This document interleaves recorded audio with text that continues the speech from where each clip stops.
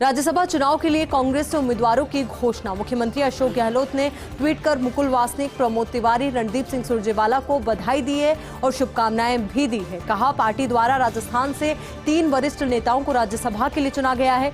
मुझे विश्वास है कि केंद्र की सत्ता में बैठी एनडीए सरकार के विरुद्ध तीनों वरिष्ठ नेता राष्ट्रीय स्तर पर राजस्थान के हक की आवाज बुलंद करेंगे। पूर्वी राजस्थान नहर परियोजना यानी कि आरसीपी, डेडिकेटेड फ्रंट कॉरिडोर, अटकी हुई रेल परियोजनाओं समेत अन्य मुद्दों पर केंद्र सरकार पर दबाव बनाएंगे। राष्ट्रीय स्तर पर इनके अनुभव एवं वरिष्ठता का लाभ प्रदेश की जनता को मिलेगा। तो राज्यसभा चुनाव के लिए कांग्रेस से उम्मीदवारों की घोषणा हो चुकी है।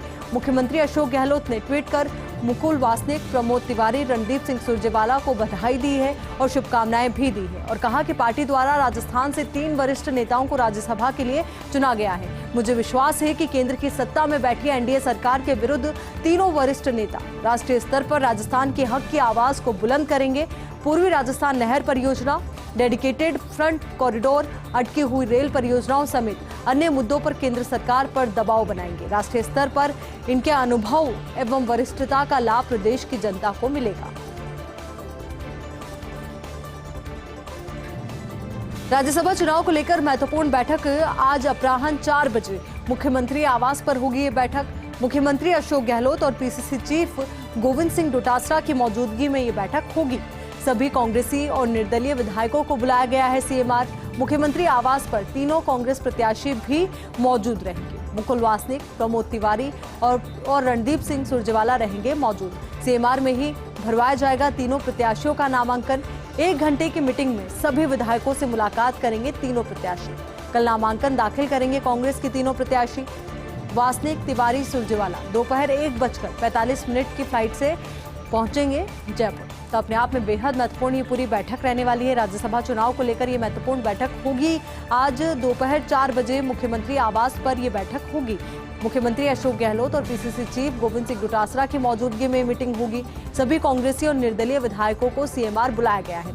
मुख्यमंत्री आवास पर तीनों कांग्रेस प्रत्याशी भी मौजूद रहेंगे। मुकुल वासनिक, प्रमोद तिवारी और रणदीप सुरजेवाला मौजूद रहेंगे। सीएमआर में ही भरवाया जाएगा तीनों प्रत्याशियों का नामांकन।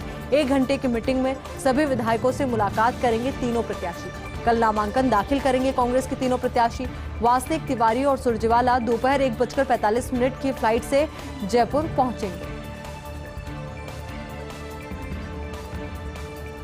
तो अब बात करते हैं राज्यसभा चुनाव में जादूगर की सोशल इंजीनियरिंग की। कांग्रेस का किसान, दलित और ब्राह्मण कार्ड। वासनिक है दलित वर्ग के बड़े चेहरे। किसान नेता की छवि है रणदीप सुरजेवाला की।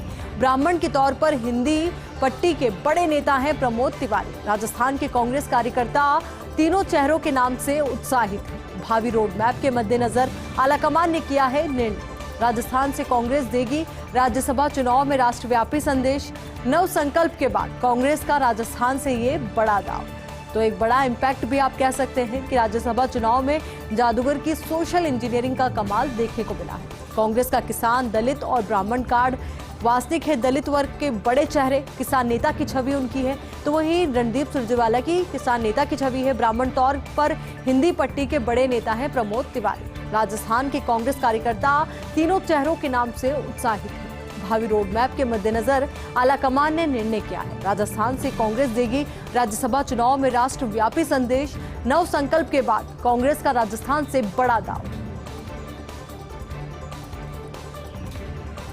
राज्यसभा चुनाव को लेकर नेता प्रतिपक्ष कटारिया की प्रतिक्रिया। कहा, हमारे पास 30 वोट हैं, 11 वोट के लिए प्रयत्न करेंगे। दूसरा प्रत्याशी हम सोच समझकर लेकर आएंगे। नामांकन कल भरा जाएगा हमारे द्वारा। कल तय ही कर लेंगे हम दूसरे प्रत्याशी को लेकर। मेरे से पहले आए थे घनश्याम तिवारी भाजपा में, विभिन्न पदों में रहते काम किया। बीच में नई पार्टी बनाई और बाद में उन्हें एहसास हुआ। उन्होंने अपनी गलती को स्वीकार किया था। भाजपा का प्रयोग तो बलराज, कल्याण सिंह, उमा भारती समेत कई ने लिया। हमारे में विभाजन का कभी भी प्रयास सफल नहीं हुआ। हमारे घर के भटकों को लाने का प्रयास करेंगे दूसरे राज्यसभा प्रत्याशी के लिए। नेता प्रतिपक्ष कटारिया ने इशारा किया कुछ निर्दलीयों को लेकर। तो इशारों में कई बातें कही गई है। अब देखना यही महत्वपूर्ण होगा कि इन तमाम इशारों के मायने क्या निकलकर सामने आते हैं, क्योंकि राज्यसभा चुनाव को लेकर नेता प्रतिपक्ष कटारिया की ये प्रतिक्रिया सामने आई। उन्होंने कहा कि हमारे पास 30 वोट है, 11 वोट के लिए प्रयत्न हम करेंगे, दूसरा प्रत्याशी हम सोच समझकर लेकर आएंगे। नामांकन कल भरा जाएगा हमारे द्वारा, कल तय ही कर लेंगे कि हम दूसरे प्रत्याशी को लेकर। यानी कि एक बड़ा सवाल तो ये भी है कि क्या दूसरा प्रत्याशी बीजेपी की ओर से उतारा जाएगा या नहीं। तो वही दूसरी ओर ये भी होगा सबसे बड़ा सवाल कि क्या नाम होगा उस प्रत्याशी का, कौन सा चेहरा चुना जाएगा बीजेपी की ओर से। तो ऐसे में गुलाबचंद कटारिया ने कहा कि मेरे से पहले आए थे घनश्याम तिवारी भाजपा में, विभिन्न पदों में रहते उन्होंने काम किया, बीच में नई पार्टी बनाई और बाद में उन्हें एहसास भी हुआ, उन्होंने अपनी गलती को स्वीकार किया था। भाजपा का प्रयोग तो बलराज कल्याण सिंह, उमा भारती समेत कई ने लिया। हमारे में विभाजन का कभी भी प्रयास सफल नहीं हुआ। हमारे घर के भटकों को लाने का प्रयास करेंगे दूसरे राज्यसभा प्रत्याशी के लिए। नेता प्रतिपक्ष कटारिया ने इशारा किया कुछ निर्दलीयों को लेकर। बीजेपी नेता राजेंद्र राठौड़ और संयम लोढ़ा में ट्विटर वॉर। राज्यसभा चुनाव की टिकट को लेकर छींटाकशी देखने को मिली। राठौड़ ने कहा, मेरे मित्र, सदन में आपने कहा था कि आप गांधी नेहरू परिवार के गुलाम हैं और हमेशा गुलामी करना चाहते हैं। गुलाम को सवाल पूछने का हक किसने दिया? बाहरी लोगों को राज्यसभा चुनाव का टिकट देने का दर्द आपसे बेहतर कोई नहीं जान सकता, क्योंकि कांग्रेस पार्टी ने आपको हर बार टिकट से वंचित रखा है। राठौड़ के ट्वीट पर संयम लोढ़ा ने पलटवार किया और कहा कि गांधी नेहरू परिवार का मतलब गांधी नेहरू की विचारधारा होता है, जैसे संघ परिवार का मतलब संघ की विचारधारा होता है। राजेंद्र जी, आप व्यक्तिवादी सोच से बाहर आए। तो ट्विटर वॉर देखने को मिला है बीजेपी नेता राजेंद्र राठौड़ और संयम लोढ़ा में, और छींटाकशी का दौर देखने को मिला राज्यसभा चुनाव की टिकट को लेकर। राठौड़ ने कहा एक और कि मेरे मित्र, सदन में आपने कहा था कि आप गांधी नेहरू परिवार के गुलाम हैं और हमेशा गुलामी करना चाहते हैं। गुलाम को सवाल पूछने का हक किसने दिया? बाहरी लोगों को राज्यसभा चुनाव का टिकट देने का दर्द आपसे बेहतर कोई नहीं जान सकता, क्योंकि कांग्रेस पार्टी ने आपको हर बार टिकट से वंचित रखा है। राठौड़ के ट्वीट पर संयम लोढ़ा ने पलटवार किया और कहा कि गांधी नेहरू परिवार का मतलब गांधी नेहरू की विचारधारा होता है, जैसे संघ परिवार का मतलब संघ की विचारधारा होता है। राजेंद्र जी, आप व्यक्तिवादी सोच से बाहर आए। आपको बता दें कि संयम लोढ़ा की ओर से सवाल उठाया गया था कि आखिर क्यों तीनों चेहरे जो कांग्रेस पार्टी ने राज्यसभा के लिए चुने हैं वो राजस्थान के बाहर से हैं, राजस्थान से ही कोई चेहरा क्यों नहीं चुना गया। चलिए अब बात करते हैं मोदी सरकार 2.0 के 3 साल पूरे होने की।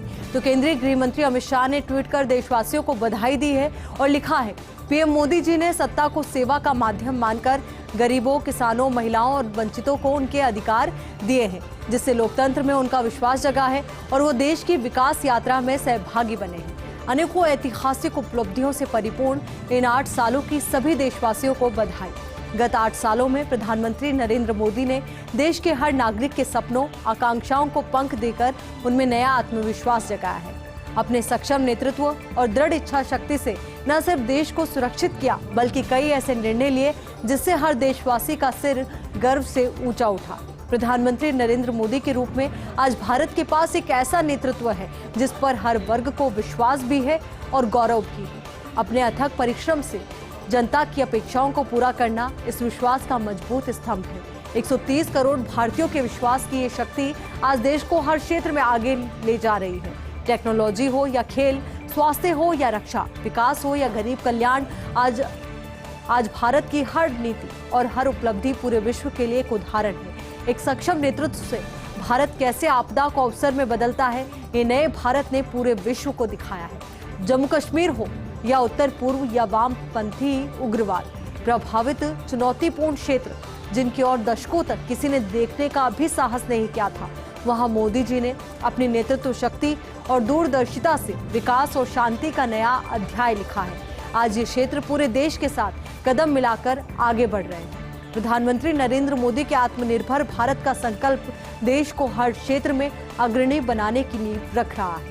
इस संकल्प को सिद्ध करना हम सभी देशवासियों की जिम्मेदारी भी है और कर्तव्य भी है, जिससे हम आने वाली पीढ़ी को एक सशक्त और आत्मनिर्भर भारत दे पाए।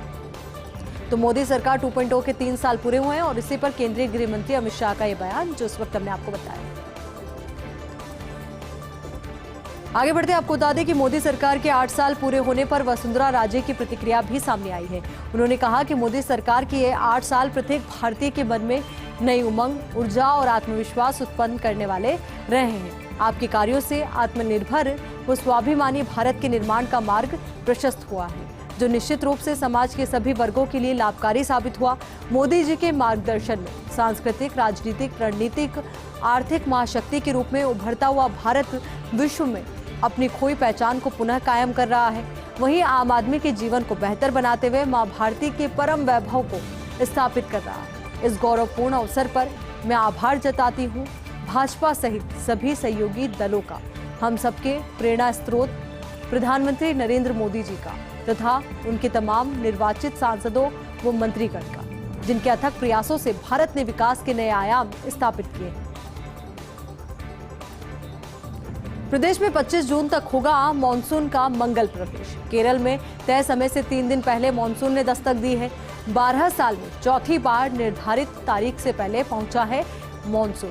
पिछले साल मानसून का केरल में 3 जून को हुआ था प्रवेश। उसके बाद राजस्थान में 18 जून तक पहुंचा था मानसून।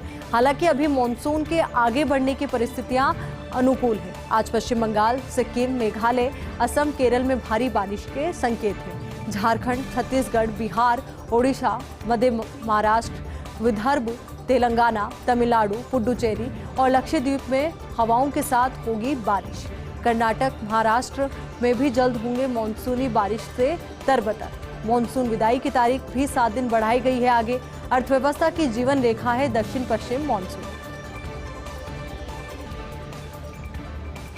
प्रदेश में भीषण गर्मी और लू से राहत। मौसम विभाग के अनुसार अगले 4 से 5 दिन लू से राहत। आज भरतपुर संभाग के जिलों में हल्की बारिश की संभावना है। बीकानेर, जोधपुर संभाग में अगले 3 दिन चलेगी धूल भरी हवाएं। तो वहीं कल प्रदेश में सर्वाधिक तापमान श्रीगंगानगर में 45 डिग्री रहा। राजधानी जयपुर में 42 डिग्री सेल्सियस दर्ज किया गया तापमान। वहीं प्रदेश के ज्यादातर हिस्सों में 40 डिग्री से नीचे रहा तापमान। अब धीरे धीरे प्री मानसूनी एक्टिविटी से गर्मी से रहेगी राहत। प्रदेश में 25 जून से दक्षिणी जिलों से हो सकता है मानसून का प्रवेश। तो प्रदेश में 25 जून से दक्षिणी जिलों से मानसून का प्रवेश हो सकता है। चलिए अब बात करते हैं बेहद महत्वपूर्ण सवाल की कि आखिर कब दिया जाएगा आईएफएस कैडर पर ध्यान।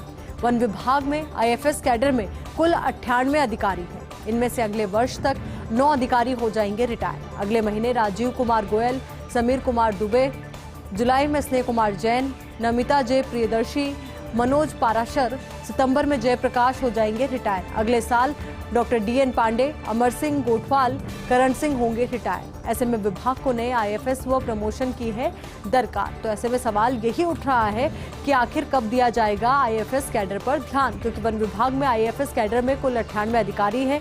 इनमें से अगले साल तक 9 अधिकारी रिटायर हो जाएंगे।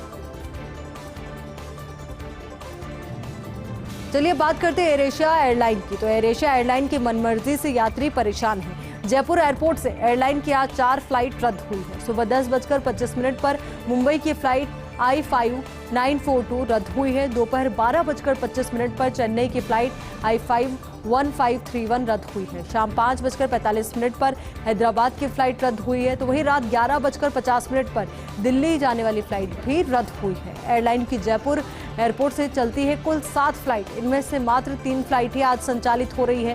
आए दिन फ्लाइट रद्द करने की बन रही है एयर एशिया की छवि। तो अब छवि यही बन रही है लगातार, जिस तरीके से एयर एशिया के द्वारा फ्लाइट्स रद्द हो रही है कि एयर एशिया कभी भी फ्लाइट को रद्द कर देता है।